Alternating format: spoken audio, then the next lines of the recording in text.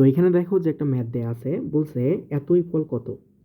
এটা 11তম শিক্ষক নিবন্ধন পরীক্ষা আছে। সো এই টাইপের ম্যাথগুলো আমরা যেভাবে সলভ করব, দেখো একটু কিভাবে আমরা সলভ করতে পারি।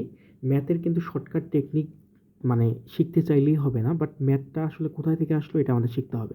তো এই টাইপের যতই ম্যাথ দেয়া থাকুক, যেভাবেই দেয়া থাকুক, এখন যদি আপনি সমাধানটা দেখেন তাহলে হচ্ছে আপনি খুব সহজেই ইজিলি সমাধানটা করতে পারবেন। দেখো তোমাদের কী দেওয়া আছে এখানে, থ্রি থ্রি আছে, গুণন এখানে কত আছে থ্রি, ফোর আছে, তারপর কত আছে সিক্স।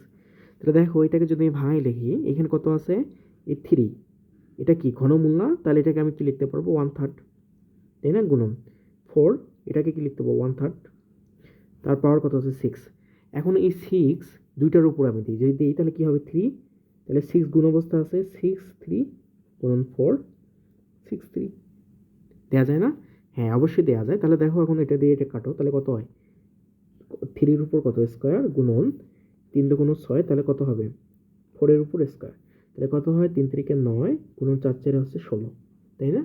এখন নয় ষোলো কত হয়, ছয় লং চুয়ান্ন, চার নয় একে নয়, আর পাঁচ হচ্ছে চোদ্দ, তাহলে 144। তাহলে আমাদের অ্যান্সার কত, আমাদের অ্যান্সার হচ্ছে 144। তাহলে আমাদের অ্যান্সার হচ্ছে খ নাম্বার।